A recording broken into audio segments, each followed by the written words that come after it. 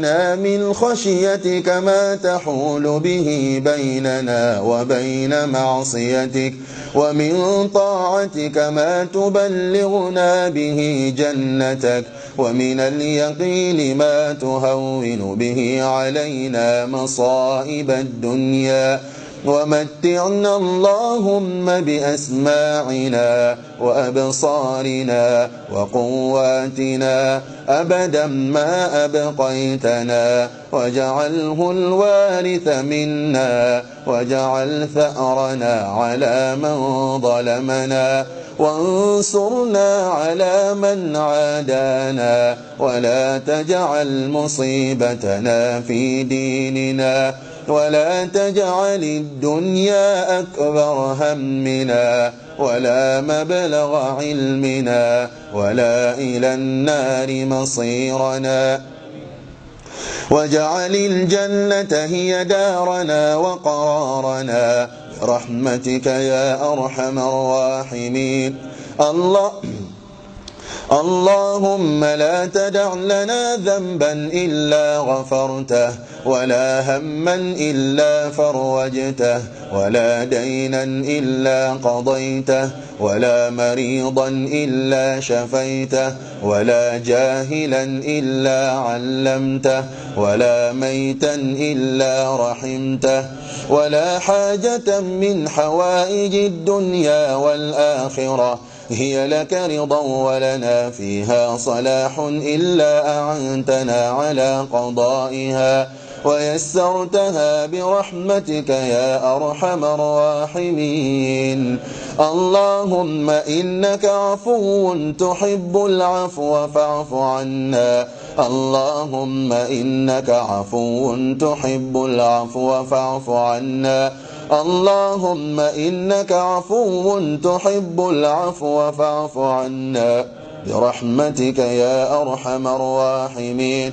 اللهم تقبل منا صيامنا وصلاتنا وقيامنا وركوعنا وسجودنا برحمتك يا أرحم الراحمين.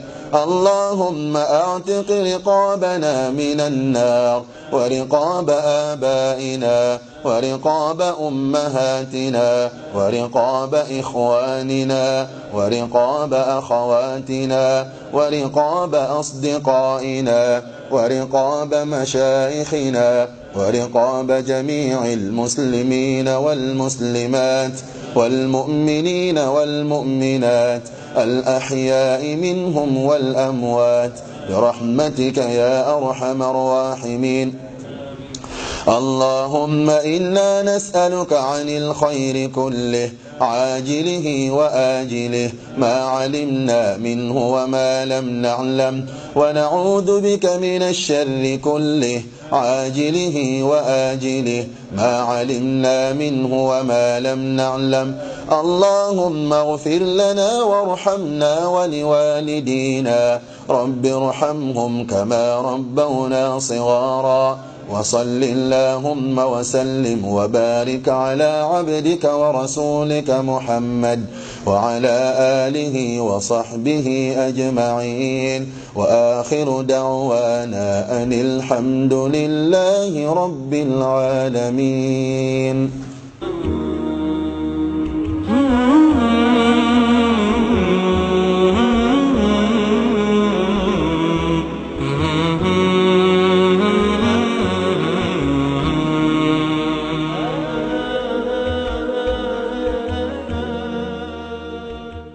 من خشيتك ما تحول به بيننا وبين معصيتك، ومن طاعتك ما تبلغنا به جنتك، ومن اليقين ما تهون به علينا مصائب الدنيا، ومتعنا اللهم بأسماعنا وأبصارنا وقواتنا أبدا ما أبقيتنا، واجعل